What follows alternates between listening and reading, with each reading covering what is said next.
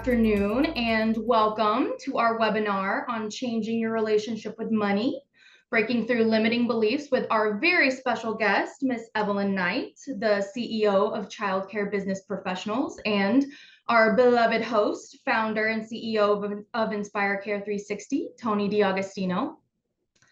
My name is Melissa Kelly. I am one of the member advocates here at Inspire Care 360, and I am joining today from Dallas, Texas, where we are finally seeing some sunlight here after the stormy weather the past few days. So if everyone would, please introduce yourself by name in the chat box and let us know where you're joining from.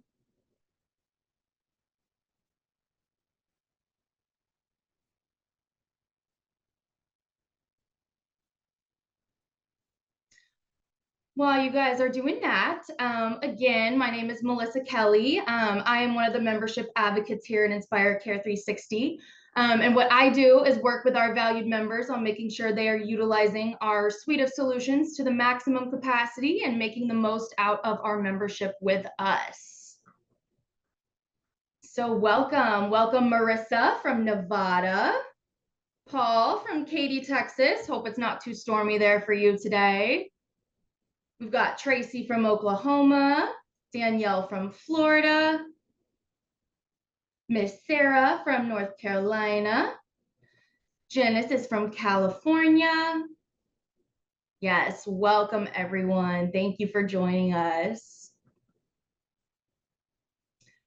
So while you guys are doing that, I'd also like to take a moment to direct your attention to the two text boxes at the bottom of your screen. One is the chat box, which you can use for general comments, and the other is a Q&A box. So please submit any questions you have for Tony or Evelyn throughout the webinar in the Q&A box, as they will be monitoring that section for any questions you may have.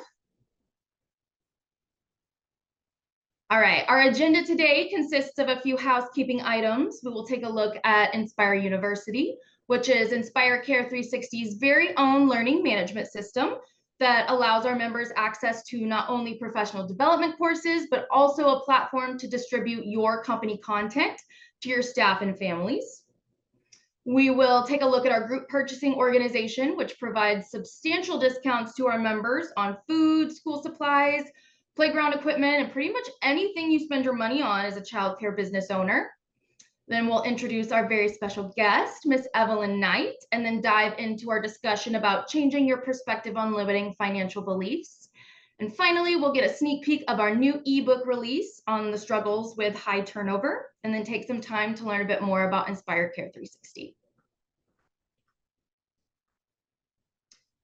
So our topic today is one that many of us struggle with in the childcare industry, which is our relationship with money.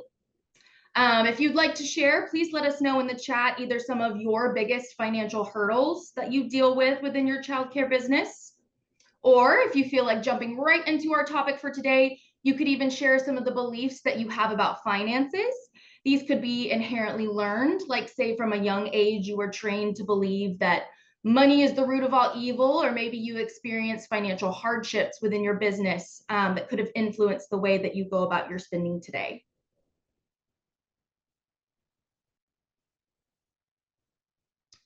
Just as a reminder, if you are seeking continuing education units for joining our webinar today, you will need to follow this link to download your certificate of completion. And Sarah will kindly put that link in the chat box for us.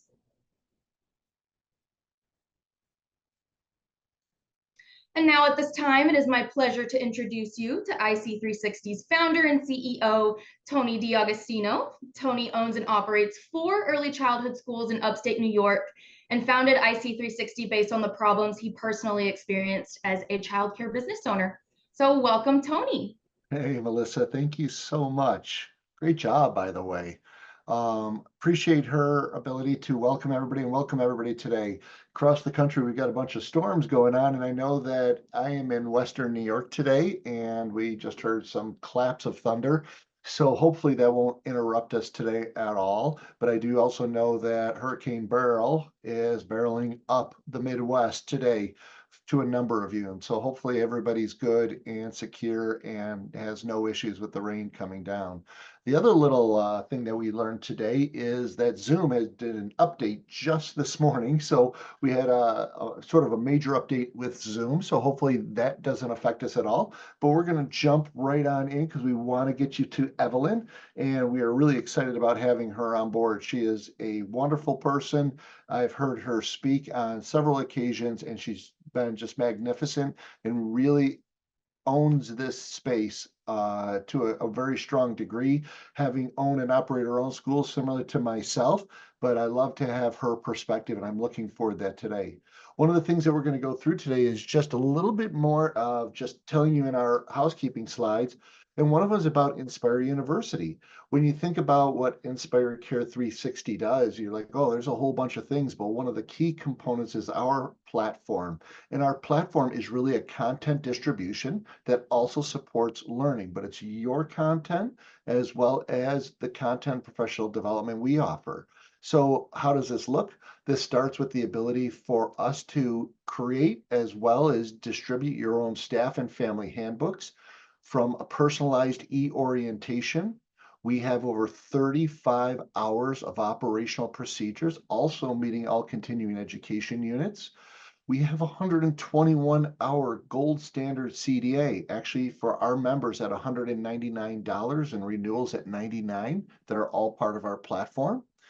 200 plus hours of professional development from all different topics. The real difference is all of ours not only meets continuing education units, but is really focused on the staff development to competency. We have a lot of courses about staff developing and training children and talking about how to do that and those kind of courses, but a lot of our courseware is really about getting your staff up to competency as quick as possible. We believe that's a secret sauce for retaining staff too. As we mentioned, all of our courseware has continuing education. We have e-job aids on here that you can easily print off. For instance, how to change a child, how to take children off a bus, and you can put unlimited number ones there yourself. You can also give quick access through QR codes to job aids, to courses, to marketing, to newsletters, all these elements that you can have within our platform. Peak performance, I think you've heard before if you've been with us, and that is really a performance merit and metric system that lays on top here that automates a lot of this for your staff. So you can sort of set it and it really helps people go through the experiences as well as the training they need to have to get up to competency as fast as possible.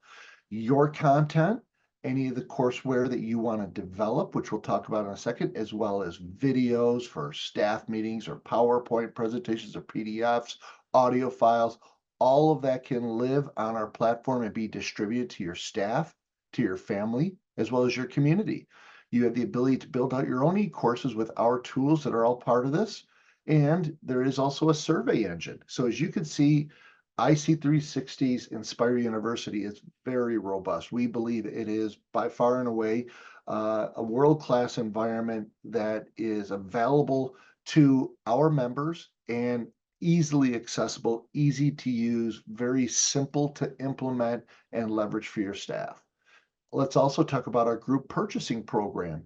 That is one of the elements that is super important about what we offer is we give buying power to all of our members, and that is the ability for you to have access to anywhere from 20 to 30% discounts on food, office, school supplies, janitorial, maintenance supplies, as well as access to capital goods such as tablets for the classroom, smart boards, kitchen equipment, maybe playground equipment, all at significant discounts, in addition to even things such as Verizon for cell phone service, Hertz for rent-a-car service. We have a ton of different services part of our group purchasing, and it's been known to pay for the entire membership for most people. So it is really a win-win for everybody. The last one really want to make sure is everybody sees and they all know, and Sarah, I'm going to ask you to send it out in the chat, is a link for anybody who wants to participate as a beta tester for Ask Reggie. So you may say, what is Ask Reggie? Ask Reggie is our AI tool that has been in continuous development. We have our third version coming along, which is doing great, and our fourth version that is about to be released, but it's still in beta testing. There is no cost to use the beta testing. If you have to abide by state regs, which most all of us do, then you would qualify for having Ask Reggie because it allows you to get access to your specific state regs, from search and answers, from a very simple question to complex questions that may take multiple places within your regs to answer a question. Not only all 50 states, but also sub-documents for each one of those states.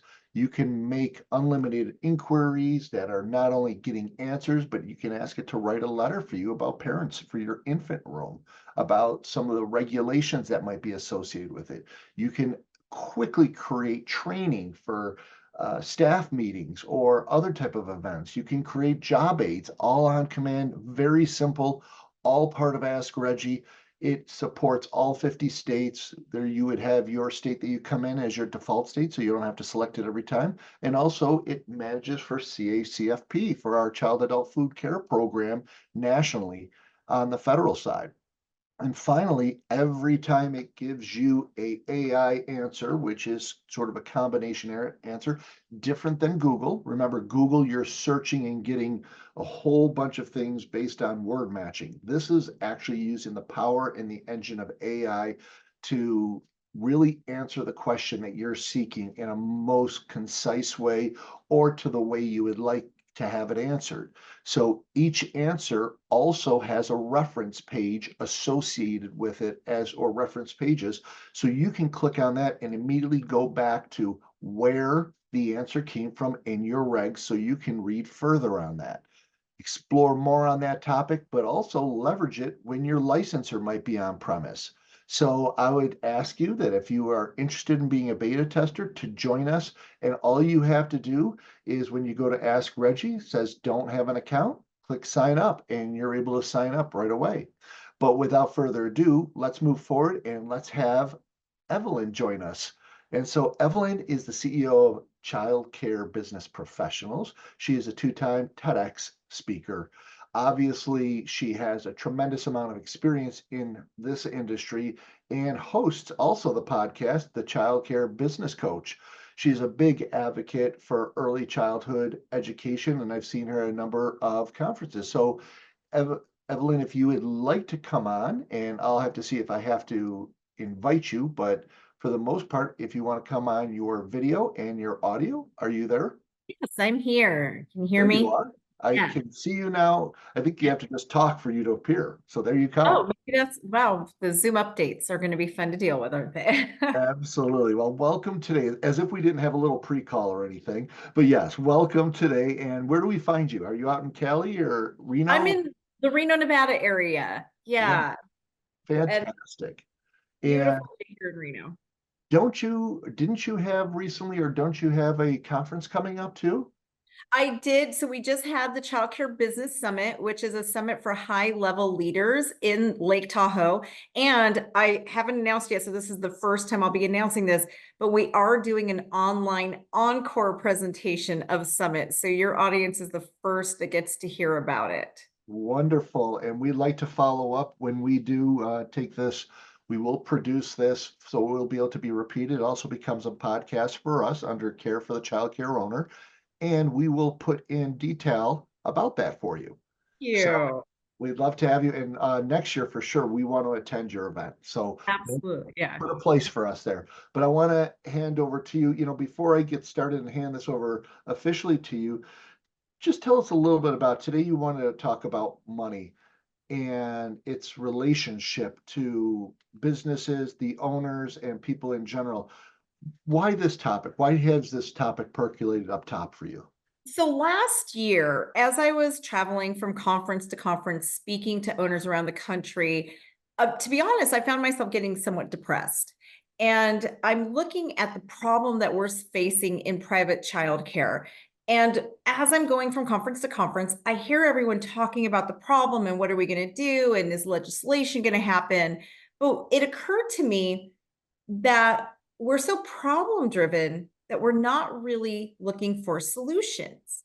And then as I really decided to I decided to take a step back and not do so many speaking engagements last year. I kind of just went into a quiet time of reflection. And as I was reflecting, I looked at my own personal journey. I'm an owner that at one point almost faced bankruptcy. I came so close to losing my center that I had an eviction notice on my front door. I had an IRS agent knock on my front door within that same month with a bill for over $100,000. Wow. I was able to not only within an 18-month period, I was able to come out of that. I'm still in the same center that I was then about 12 years later. Actually, it's been about 15 years now. And really what had to happen was I had to change my mindset. It was how I was thinking and approaching things. And what I realized after the events that I went through last year is our entire industry is stuck in a paradigm that isn't serving us. And we can not only thrive and be successful, but we can also really build a life of abundance for ourselves. But unfortunately, our industry is so stuck in a thought process and a mindset of lack and not enough that we've blinded ourselves to what can be. So that's why this year my mission has been to spread the word about just money mindset and the fact that we can have abundant, full lives and prosper. Yeah, well, that's absolutely wonderful. And I love the message because it's interesting because you and I both own and operate centers.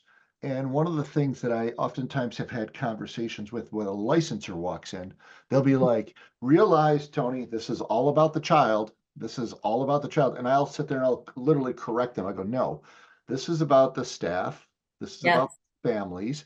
This is about our community. This is about the ownership. And if we do everything right, the child will just be amazing.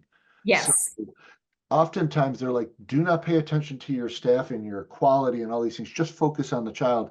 And I think we've gotten that mindset in this industry to the point where we sometimes cut off our nose to spite our face. So I'm really excited about the presentation. Yeah, and I could not agree with you more. And the other thing to add to that as well is, well, two things. We cannot serve the children without money. It takes money to have a high quality program, first and foremost. Secondly, this has got to be one of the only industries where we're actually looked down on and almost punished for having a profitable mindset. Yeah. And that is not okay. It's not okay. Yeah, it's all about, if you could put your oxygen mask on first, then you can take care of others. If you take care of yourself last, you're going to be out the door. And by the way, I'm going to show Evelyn's presentation. She's going to help drive this for us. But I just want to let you know it's our fault that some of the slides didn't come out perfect. So I'm taking full responsibility on that right now because her stuff looks excellent. But I'm just going to hand it over to you, Evelyn, and you tell me where you want to go. Okay, if you want to start with the first slide, thank you. So the first thing I want to ask everybody, and you can actually put in the chat your answer. When you go to a restaurant, how do you read a menu? That seems like a crazy question, right? Do you read it from left to right? But think about it. I want you to imagine yourself with a menu in your hand. What is the first thing you look at on a menu? And answer in the chat. I would love to see interaction. I'll tell you, I'm sure Tony can tell you as well, it gets lonely on this side of the camera. So we love to hear some interaction. Yep. What I want to know too is, do you look at the price first? The margarita options. I love it. The margarita options. Pictures, anything. Yeah, absolutely. The price. Yes. How many of you, and just put me in the chat if this is you, look at the price first? And how many of you have been to a restaurant where there is no price on the menus? And when there is no price on the menu, how did that make you feel? I just want you to think about that for a second. Most people think that they read a menu from left to right, but what I'm going to challenge you is next time you're at a restaurant, I want you to notice, if you look at the price first, you're actually reading the menu from right to left because the price is always on the right. And so we so often make our decisions based on price instead of what we really want. And we don't allow ourselves to want. And we don't allow ourselves to really go for what we want because we're so afraid of money. And that is a really good indication of your relationship with money. Now, I know what most of you are thinking. Yeah, but I have to stay within a budget. There's a wonderful book out there called Psycho-Cybernetics, and it basically talks about how we are all conditioned with a cybernetic, and it basically regulates how much money we make. Now, tell me in the comments, how many of you, when you through your lifetime, you graduated from high school, you're just starting your life, you dreamt of making $100,000 a year? Does anyone ever say, I want to be a $100,000-aire? None of us do, right? None of us do.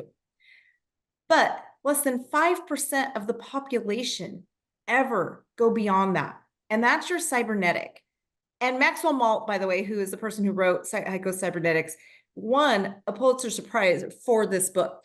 And basically, he talks about how we're conditioned to stay at this level. And that makes us conditioned to read the prices on the menu first, instead of living the life that we truly want to live. So next slide. So I also want you guys just put in the comments as well. What is the one thing in life that you wish you didn't have to skimp on? That if money were no object, you got a magic wand all of a sudden, and you were told, okay, you can pick one thing and do whatever you want. What would it be? Travel, vacation, right? That is usually the number one thing people say is they don't. It's food for me. No, I'm just Food kidding. for you. That's a good point, because that's like all the time, right? Exactly. Yeah, myself. Oh, Marissa, I really like that answer. Everything else comes first. Yeah, why not? And just don't skimp on me. That's a great answer. So, and you're the first I've seen saying that. So why do we skimp? And I understand we have to be good stewards of our money. We have to be fiscally responsible. But why are we limited? Why is it that we think we can't just 10x our income? So what I want is to really challenge your paradigm. Next slide. So let's talk about what we learn about money. We learn that you have to work hard, right? I did it to my own children, I will admit, and we were raised to think that we have to work hard for money. Money doesn't grow on trees, which, by the way, if you told your kids that, you lied. Money is made out of paper, and paper grows on trees, literally. Money is the root of all evil. That's another one. We aren't like those people. That's one that I recently started really hearing, which one kind of surprised me, where when I work with a lot of people and I really help break them of these mindsets. And that's one of the things I started hearing a lot of is, well, I'm not one of them. What is one of them? What does that mean? One of them. And why aren't you? Why can't you be? We can't afford it. I want you guys to think of, let's say, Elon Musk. Do you think his children ever hear his parents say, we can't afford it? So imagine as an adult, does that thought ever even cross their mind? The concept doesn't exist to them. And then money changes people. I have degrees in psychology. I can tell you money does not change a person. Money enhances who a person already was and has always been. It just makes you more. Just like what Tony was saying at the beginning of this, money is the catalyst for us to pour into the children. We cannot be the best if we don't have it. Money enhances us. It does not change us. Next slide. May I ask you, Evelyn? Absolutely. You know, when we look at the relationship with money and the childcare, as you mentioned early on, it was really about, we're oftentimes conditioned because we know that we are trying to run a school.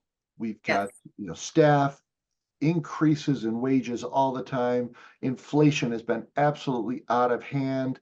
The state seems not to care at all about what the costs go up, and licensing. They're like, oh yeah, you need another refrigerator in the infant room. Yeah, you need another this. You need you just need to do it. And it does seem like we have this onslaught. And then on top of it, the parents then push back when you want to raise tuition. So When you start thinking about money yourself in your mind, I'm sure you started from where you were talking about it at first, how other people think about reading the menu. What Yes. what started to make the evolution for you for your mindset and money? I would say I had an epiphany that I was going to lose everything. I realized at one point when the IRS agent knocked on my front door with a nice hefty bill that if I didn't change, I was going to lose everything and I was going to put my family into bankruptcy. My house was on the line and everything. And my husband had worked very hard for what we had. And I realized I had to change. So I hired a coach. I hired a business coach. And what I learned, and I have degrees in psychology, so I know how the brain works. And I kind of started analyzing my own thinking. And what I realized is it was how I viewed money and how I treated money that was causing my issues. It was my relationship with money. It wasn't really what I thought it was. I had all the excuses in the world, right? I said the parents can't afford to pay it. There's no way I could charge enough for me to turn a profit, enough of a profit, right? I basically blamed low wages for not having a good workforce. I blamed not enough children, not enough government subsidies. I had every excuse in the book and I believed it. It wasn't until I started challenging those beliefs and saying, and something, an important question I ask myself about everything is, how true is this really? Is this really true? And can I be 100% sure this is true? Right? So if I were to ask you guys, can you be 100% sure that you cannot raise your rates? And your mind is going to say, yes, I can't. I'll lose this family and the parents can't afford it and this and that. But I want to ask you, can you absolutely show me the evidence that it is not true? You cannot say yes. I guarantee it. And what I want to challenge you is I want you to tell me, what kind of shoes do the children in your center wear? What kind of shoes do their parents wear? What kind of purse is that mother carrying?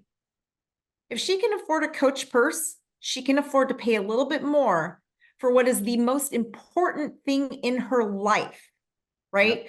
We spend so much time with these children. And that's what I started seeing. I started seeing moms come in with beautiful highlights in their hair. Now, I know how much I paid for my highlights in my hair. And then their nails are done. I know how much I pay for my nails. And I know how much car payments are.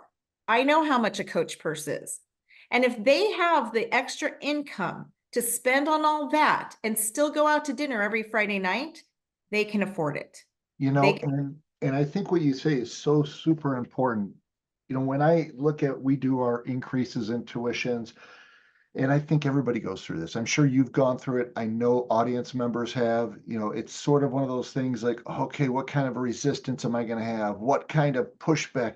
I'm going to get that nasty letter from that one family who's just going to lay me out, you know? Yes. And the problem is, you know, if I have 100 kids at one school, and if I get one or two letters, we're talking 1 or 2% of the Yes. people who complained about it, you know, and honestly, it's their relationship with money too. They're like, hey, I Yes. want to hold on to more of it. So I want to hold on to it so you don't have it, even though, like you said, it's probably for the most important thing in their world. So it's very interesting where you're going with that. So I appreciate that. I know I saw Shalyn here in the chat. She's actually one of my clients that I started working with, and she did not have the best relationship with money and I know she'll be okay with me saying this, when she started working with me. And I can tell you right now, as she is changing her relationship with money and starting to see this come to life, she is literally going from a building right now that was licensed for 50 children to upgrading to a 20,000 square foot building. That's So awesome. it's amazing, right? When you start realizing that it is okay for us to prosper. Like what right now, what I want to give every one of you listening to this permission, I give you permission to prosper, because in this field, we have this feeling like we cannot prosper. We're not allowed, right? And so sometimes just giving ourselves that permission, and it is okay to lose the parents who don't want to pay you what you're worth. You are worth it. And their child should be too. I really want you to think about that. I know for me, I have positioned myself as the highest quality center in my community. I have a 1,300 child wait list in my center because of intentional positioning, right? And I know that if parents value the best for their children, they're going to pay for the best. I know my teachers are the best. I know what I put out there is worth it. So I'm okay with that. And I'll tell you, one time I did something very scary when I was going through this transformation. I raised my rates by $30 a week. That was really scary, but I did not lose a single child. And when I went to one of the parents and I asked them, why didn't I get any pushback? Like, I'm just curious. Are you okay with it? She's like, well, of course I don't like spending the extra money, but where else am I going to take my child and know that they're getting the quality that you provide? And that was really eye-opening to me. And I realized, you know what? I'm okay with losing the parents who don't see me and my center for its value. I'm okay with that. You know what? And I love where you're going with that, because when I looked at my schools too, when I first took on my schools, oftentimes we would do checking and we shop other schools around the area. Mhm. And though we were doing good, I'd have my team come back and they'd say, well, we're not the lowest, but we definitely aren't the highest. And we're really happy not to be the highest. And I'm like, why are we not happy to be the highest? Why? If we have the best quality, aren't we looking at a relationship to value? Yeah. And so I think you're spot on as to the reason why people look at it so important is because what it means to them for what they're actually getting for the money. Absolutely. And I will tell you, my passion is to bring high quality to all children. So with fixing my relationship with money, I've actually been able to do more for children who are not getting the quality they deserve. For example, I went through a very tough decision at one point where I did drop one of the subsidies that I was working with. And when I really looked at my books, I realized I was losing about $160,000 a year by Wow. having this subsidy. Now that I replaced it, I can actually give 5 children scholarships to come to my center for free. So think about it. I'm still pouring into these children. And I'm doing a better job of it. And now I get to choose instead of being regulated by someone else choosing. So there are other ways we can still fulfill and help these children without it being on your back. And that's what's important. So let's move to the next slide. So what I want to challenge you guys is, what core beliefs are forming your relationship with money? Just like I told you guys, I was facing bankruptcy. And really for me, I didn't think I was worthy of more. I didn't think I was worth it. And I had this guilt because we hear like, oh, you're making money off the backs of children. And I'm going to tell you guys a quick story that happened to me when I was early on in my career as a business owner, a childcare center owner. I owned a home, I was a home provider, which is very different dynamic. And I owned my first center. I actually had a local church come to me. The church was only about half a mile from my center. And a couple of the women who went to this church, I don't even know if they were representatives or what, but they came to me and asked me to provide free care for a family of 3. Now, I was really struggling at the time. So I said, no, I can't. There's no way I can give free care. And these women just started on me. You should be ashamed of yourself coming into our community and not helping. You are so selfish, getting rich off, and you can't even help these children. And it really messed with my mind for a long time. It really did, right? And whether I believed in what they believed in or not, it's still going to mess with your head. And that, I tell that story just to give you an example of what we deal with. You guys may not have been attacked so blatantly, but we do get those passive aggressive, oh, you're making money off the backs of children. Why not? Right? We deserve a good living too. And I'm not saying become a millionaire off of one childcare center unless you sell it. I mean, yes, you can. Yeah, I'm not saying that's a bad thing either. What I'm saying is it is okay for us to make a decent living. It is okay for us to take care of ourselves. And when we do, like Tony said, you can take better care of your staff, which is going to lead to a better workforce, which is better for the children, bottom line. So what beliefs do you have? What guilt is over your head that has formed your relationship with money, that makes you feel guilty. And I really want you guys to think about this after this. The guilt that you harbor for making money is a pretty big deal. You know what? And Evelyn, just some of the research that I've done, and I've also seen this. I recently did another acquisition of a school, and on average, throughout the US, most childcare owners only make between 5 and 7% margin. So let's say that if you have 100 kids in a school and now they're about worth $13,000 a year, that's 1.3% or 1.3 million in revenue. Yes. You're to make 5% of that, okay? You're talking about $65,000 a year. You're owning your own business. You're just an employee of your own business. Yeah. Yes. Which is crazy. It is crazy. And that's one of I ask owners all the time, does your business own you or do you own your business? And that is really an important way to look at it. Absolutely. So next slide. Okay. So the way you feel about money, honestly, it has nothing to do with what's in your bank account. And actually your bank account is a reflection of your relationship with money. If you work on it, on your psychology behind money, and you start feeling safe with money, it's amazing how abundance starts to come into your life.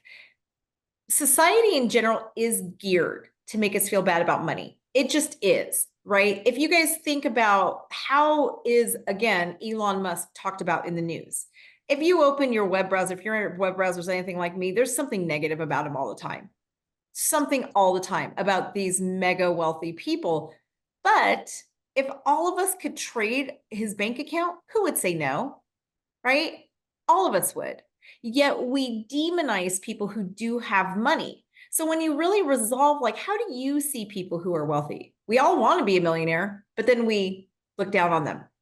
So subconsciously, we're self-sabotaging constantly. And that's why your beliefs are a direct reflection of your bank account. It doesn't work the other way around, which is what we believe. We always believe, well, I can't read the right side of the menu or the left side first. I have to know how much I'm paying because my bank account reflects it. It's actually the opposite. Your relationship with money is a reflection of your bank account. Next slide. So what would your life look like if you could change your relationship with money? My youngest son is the one, he came to me one day and it was just kind of a brilliant thing. I was like, wow, when he was only about 19, he said, Mom, I realized that money is like a river. It can be overflowing at times and sometimes it can go dry. But the one thing is it always comes back. But we see money as when it's gone forever, right? But money really does flow. It flows in. And we can create that dam that holds that money and keeps it in. No matter times of drought, we still have those dams worth of money that are helping us come in. So how you see money can really change everything. Again, I'm going to use my son as an example. And I'm going to challenge my own paradigm here. When my son was about to turn 18, he told me for his 18th birthday that he wanted me to buy him a couple business licenses. So I did. And after I bought him the business license, he came to me and said, Mom, I'm not going to college. I'm going to be a business owner. And I, as a mother, I freaked out. Not going to lie. I was like, oh no, you are going to college, young man. You need an education. And he asked me why. I was like, well, because he's like, no, Mom, really, why? My thought was, well, you need it for security. And how are you going to be okay? And my mother brain is going crazy, right? So we went back and forth on this for a couple of months. And finally I decided, okay, I'm going to let you try. I'm going to let you try not to go to college, see what you do with this business idea of yours. But in the back of my mind, I kept saying, he can always go to college next year. He can always go, he's got these scholarships that are good till he's 25. So I'll tell you, my son is 21 years old. He now owns 2 companies. He profits a very healthy 6-figure income at 21, no college degree, 2 companies, 6 employees. Yes, amazing, right? Because his relationship with money is, he sees it as abundant. And it's kind of funny. I laugh about, like, I taught him this growing up, but as a mother, there was a point where I almost felt like it backfired. But now I realize okay, I expected him to go through what society says you should do, but why? Right? And that's just an example of why do we need to question what society teaches us and our paradigms about money? Well, interestingly enough, he actually listened to you. Right? He actually listened to you. And then when it came time to follow your lead, you put him I back was into the scared. model. Yeah, you got Yeah. scared because you wanted to protect him because of fear of not having money. The poor side of it, the whole idea of all Yes. the things that you're preaching against, you're like, your mama dome came over and said, Mama Bear, I'm gonna protect you. Yeah, and that's where, and he actually threw that in my face at one point. One of our arguments, he literally said, Mom, you taught me that an entrepreneur is the way to go. You taught this to me, and I am doing what you raised me to be. And that's when I realized, okay, I have to back off. I have to back off and let him do this. But in the back of my mind, I kept saying, but you can always go to college later. Now I look at it like, okay, he's 21 years old, already profiting over 6 figures a year, and he doesn't have college debt on his head. And now I realize, like, oh, my own paradigm, even after all these years, was wrong. Yeah. So really challenge yourselves. I really use that example to say, why is it that we grow up teaching our children that you have to pay your dues, you have to start at the bottom and work your way up? If you're thinking that way, why? Why does it have to be that societal norm? And I love that my son did what he did, because now I have living proof that it doesn't have to work that way. You don't have to start at the bottom and work your way up in life. But it's just those paradigms were taught from birth in society that we need to challenge. And Absolutely. I wanted to ask you a question. sure. I think there are really there's probably many more camps, but there's really two camps of people. Mhm. There are the savers and pay off things. There are the investors and the risk takers. Okay. A book I read years ago, which I think is a great read for anybody, is Rich Dad, Poor Dad. And Yes. it's a very quick read, but it's a really good about your relationship with money. It's a very good book. I have both my boys read that book. But when you look at the thought, there's a lot of people are like, we're in this game in life oftentimes, and the relationship with money is I must save, I must pay off, I don't want to accumulate any kind of debt. And then you look at the other side, when you look at the people who have this growth in these schools, and you're like high quality, and you walk in and they're just glass doors, everything, all the way down, and you can see these beautiful schools. And like, how did they afford this? But it's because they're investing in it. They're putting Yeah. the money out there. What's your thought between those two camps? And because obviously there's value in both of them. Absolutely. I do look at life through a lens of abundance, right? So I'm a huge risk taker. I have literally taken myself down to zero by investing, right? And taking these like, okay, this is a good money maker. I'm going to invest. And I've taken myself down to zero and built myself back up a few times. And I think it's kind of exactly what you said, like pouring that money into it. There's the camps that are so scared and they hold on for dear life, right? And then there's the camps that aren't afraid to jump. They're not afraid to take the leaps. And I think it's really the people who realize that money is not scarce. It is abundant. There is so much money out there and it's just there for the taking, right? It has to go to somewhere. So the way I see it is, okay, it's got to go somewhere. Why not bring it to me? And I also know that if I invest, I actually in the last 5 years have done this where I had like 4 investments going at once, took myself down to zero, and then built it back up rather quickly. But it is scary. I'm not going to pretend like it's not. When you do that, it does get a little scary. However, the people who are willing to take those risks and realize that it always comes back. It always comes back, right? Just like in times of drought, it always rains. Same type of concept, right? And just because money is gone today, it doesn't mean it's gone forever. That is the different mindset, is the people who are willing to take the risks and also get the huge gains are the ones who understand that just because it's gone today does not mean it's gone forever. The people who hoard the money are afraid, and a pile of cash is doing nothing. If you guys look at what inflation, think about what $100,000 could have done for you in 2014 versus today. Think about what $1,000 could have done for you in 2014 versus today, in 2020 versus today. Huge difference, right? Huge difference. That's why hoarding money, you're actually losing a lot of money. A pile of cash is actually losing a ton of money. So I'm all for investing.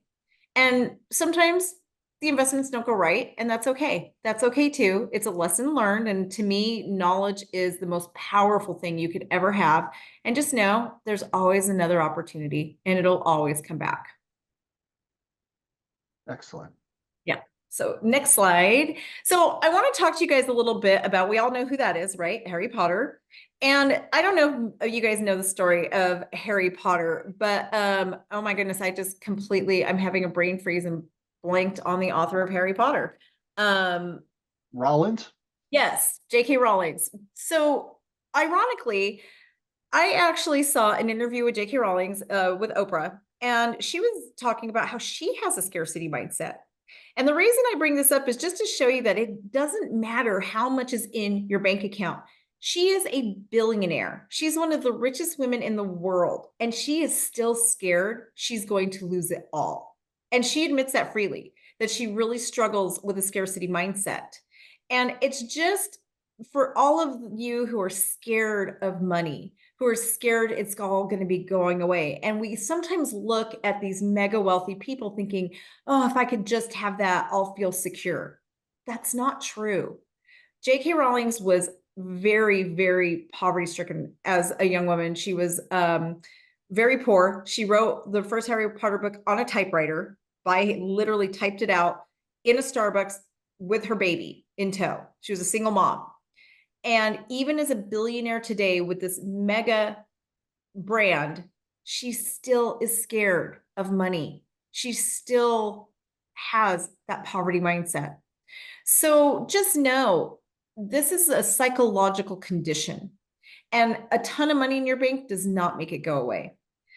So that's why I encourage all of you to really deal with it. Journal, get it out there. How do I feel about money? What does it make me feel? What am I afraid of?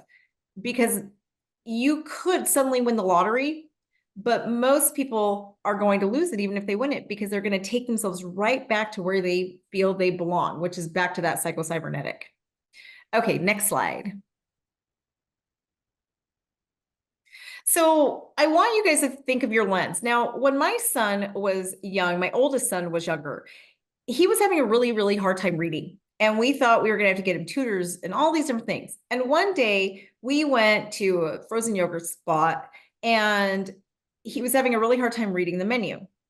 And I don't know, something came over me where I thought, those are pretty easy words. This is beyond him having a hard time reading. So we went to the eye doctor. It turned out he couldn't see. He got glasses and suddenly he read proficiently, right? So the lens that you see life through is basically blurring your eyesight to what's really there. You notice if you buy a blue car, you never notice a blue car, but suddenly when you own one, they're everywhere. Because when you open your mind to things, suddenly everything changes and what's there is obvious. When my mindset changed and I went from a mindset of lack to abundance, I suddenly saw opportunity everywhere. Suddenly it was like, oh, I can make money. I can tell you guys, I own goats. I'm monetizing my goats. As soon as they're my pets, but now I see like, I can make money on this and that and this. Okay, let's do it. Let's go make money on my goats. So it's like you change the lens that you see life through, and everything you see suddenly changes. Next slide. And the lens I want you guys to really change is going from a place of scarcity to abundance. Stop looking at the world through worst case scenarios or not enough thinking or comparing yourself to what someone else thinks, right? Because that actually leads to a victim mentality. When you see the world as abundant, that there's always enough out there. It's just for me to go find, and basically it's out for me for the taking, right?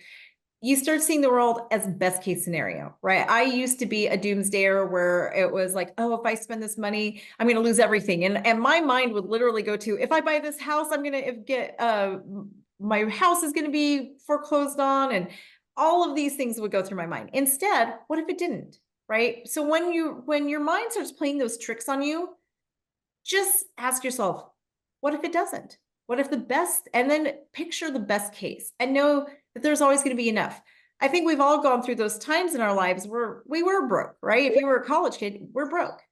Just know that you always dug out of it. There's always enough, and have that confidence to move forward and be in control. Next slide.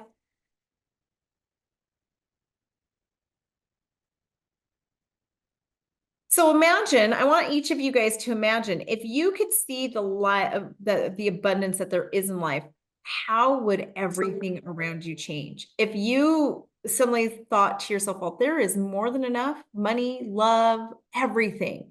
And you guys can put in the chat, how would your life change? If you could see that there's just an unlimited amount of what you want out of life. It's just there for your taking. You just have to go out and get it.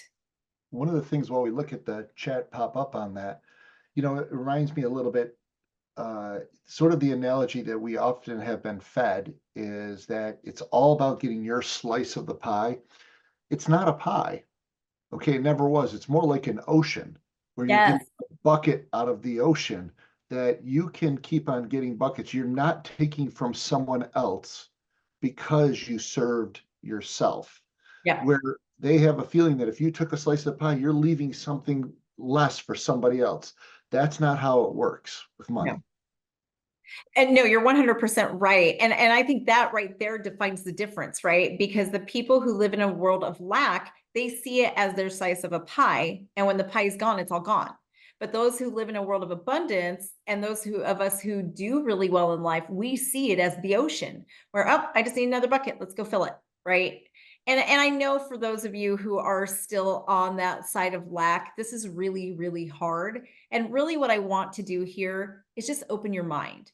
If I can just bring you awareness and open your mind to a new way of thinking, it is going to change your life. And I know tomorrow your life is not going to be different, but I opened your mind to a new way of thinking. And that is what's most important, right?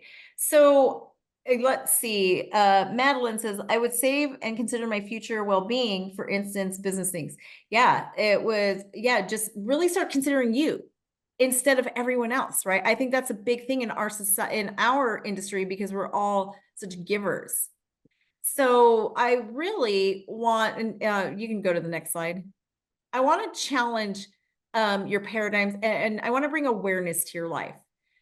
Awareness that maybe your relationship with money isn't so good. And I love, in the comments, Danielle says, yes, guilt comes from scarcity mindset, but the guilt around money, when we do well, we feel guilty. So what do? We give it away. We self-sabotage. And that's something to really, really think about is, are you self-sabotaging? Because when you do enter that time of abundance, do you feel guilty about it? And if you do, why? Next slide. So challenge your paradigm. And look at that. I put Lake Tahoe. Think about money as that lake. And I want to also ask you guys to challenge your paradigm. We're in a recession right now. And we all know that there's a lot of people struggling out there. So I want to ask you, is there less money in the world than there was before this recession? And just a time to think. No, there's not less money. Does it change? Did suddenly the amount of money that was on earth before this recession, when money was flowing freely, did it suddenly disappear somehow? Did it go away? No, it didn't. What happens in times of recession is people get scared to spend their money. It's still out there, and money changes hands. Wealth change hands. That's it. So you'll see certain people lose and other people get very rich. The greatest amount of wealth is actually built during times of the greatest challenges. If you think of the families that came out of the Great Depression, some of the richest families that are today still mega wealthy families came out of the Great Depression. So just to challenge your paradigms, everyone gets so scared and they tend to hoard during these tough economic times, which is why there become tough economic times, but it also builds the biggest wealth. Evelyn, let me ask you a question. For those who are not used to building wealth or taking risks, what would you say are some of the starter steps that they could start to implement tomorrow, over the next month, over the next 6 months? What are some of the things that they personally could do to start changing their mindset? So the first thing I would do is really ask yourself, is what I think true? Katie Byron has 4 questions that I love to ask myself. Is this true? Can I be 100% certain that this is true? If I did not believe this is true, what would my life look like? And I always forget the 4th question, but those 3 alone are going to get you to start to question. And awareness is key. When you're aware of an issue in your thought process, that's where you're going to start with the change. And I would really just start to challenge you to dive in. Education is key. I teach a lot about this. I follow my podcast and just find people who live in a life of abundance. The 5 people you spend the most time around are going to be a reflection of your life. If that's not what you like, find 5 people to follow, even if it's just listening to their podcast, reading books, immerse yourself in those kind of worlds. So, and that's pretty much it. But if you want to go to the next slide, I do have a free assessment that you guys can take that will help you to see where you are with money right now. You can scan that QR code or you can use that website there. And that will take you to this free assessment that will help you with your relationship with money. It'll also give you the option to schedule a call with me, and we can also go over a little some of And this. Sarah put it in the chat for you guys, so it's easy. All you have to do is click on it and it'll allow you to go directly to it. Yeah, and this last slide will also give you just the information on where you can find me and listen to my podcast. We talk about this all the time, and that's literally intentionally brainwashing yourself. Well, this has been absolutely wonderful. You know, when you look at it, the pros and the cons and the fact that you're addressing it, you know, I have to give you accolades, Evelyn, and I don't just simply do that all the time just because you're a guest. But the fact is, it's one of those topics that has been a little taboo. You don't Yes. talk about money. We grew up in a generation, at least I grew up in a generation of my parents who would not talk about money. They would not discuss it. You're talking about with your son directly about it, things that are important. I do that with my boys. But fact of the matter is, we oftentimes have been conditioned. If you're, you know, a Gen Xer, an older millennial, what have you, we've been oftentimes conditioned not to talk about money. But fact of the matter is, it is a great conversation topic with other intelligent people where you can just inquire, pick their mind about what their thoughts are, what their experience are, what worked well, what didn't work well, where did they have failure, where did they have success. It's one of your quickest ways is right with your friends and family. Yes. Yeah. Yes, So, and if you're in a group of people who don't talk about money, find a group that does. Why don't we talk about money? Why isn't it taboo? Yeah, I mean, follow me. I do it all the time. We have money discussions all the time. It is an open subject and we all love it and want it, but we're all afraid of it and feel guilty over it. well, Evelyn, I want to thank you greatly for joining us today. It is wonderful to have you on board here, and we love the topic, and obviously the audience was very engaged too. So I want to thank you so much for coming on, and hopefully we can have you on sometime in the future.